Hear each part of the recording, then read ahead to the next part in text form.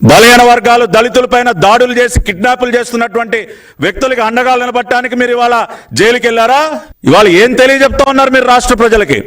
దళిత బిడ్డల్ని ఎవడు కిడ్నాప్ చేసినా జగన్మోహన్ రెడ్డి అండగా నిలబడతాడన్న మెసేజ్ ఇవ్వడానికి వెళ్ళారా మీరు జైలుకి? ఇవాళ మీరు సూటిగా జవాబు చెప్పాలి. 200-300 మందితో పట్టాభి మా పార్టీ ఆఫీస్ పైన దాడి చేశాడని మీరు మాట్లాడారు కదా.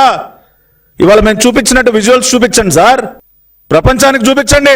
ఏ విధంగా మీరు పరామర్శించడానికి వెళ్ళినటువంటి ఒక బీసీ ద్రోహి, ఒక దళిత ద్రోహి వంశీ దళిత బిడ్డను ఏ విధంగా కిడ్నాప్ చేసి తాను ఉంటున్నటువంటి ఇంటికే తీసుకువెళ్ళాడో ఇవాళ విజువల్స్ రిలీజ్ చేశాం. వంశీకే పాపం తెలీదు, అక్రమంగా ఇరికించారు. ఈ విధంగా ఒక దళిత బిడ్డని కిడ్నాప్ చేస్తే ఈ ప్రభుత్వం చూస్తూ కూర్చోవాలా? అదే బ్రహ్మలింగ చెరువు గట్టు మీద నుంచి మాజీ శాసనసభ్యుడు, అప్పుడున్న శాసనసభ్యుడిని మట్టికాసుడని, బకాసుడని, రౌడీ అని మీరు మాట్లాడిన మాట వాస్తవం కాదా? అప్పుడు మట్టికాసుడు ఇవాళ మహాత్ముడు అయిపోయాడా?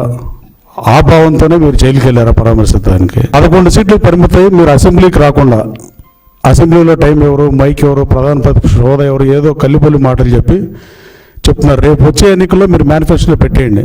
అయితే 89 సీట్లు ఇచ్చి అధికారంలోకి వస్తే నేను శాసనసభకు వస్తా, లేదు 10% ఆఫ్ సీట్స్ రావాలి కాబట్టి 175 అయితే 175, పెరిగిన సీట్లు 18 సీట్లు వస్తేనే నేను అసెంబ్లీకి వస్తానని మీరు మేనిఫెస్టో పెట్టి పోటీ చేయమని కోరుతూ, ఇలాంటి వాళ్ళని ప్రోత్సహించి మీరే మట్టికాసుడు, బకాసురుడు, వేల లారీలు తోలుకున్నాడు, దొంగేళ్ల పట్టాలు, ఇలా ఇన్ని మాట్లాడిన తర్వాత మనం మాట్లాడేటప్పుడు ఆ రోజు మాట్లాడింది రికార్డు ఉంటుంది, ఇవాళ మాట్లాడింది రికార్డు ఉంటుంది, శాసనసభలో అయినా బయటైనా.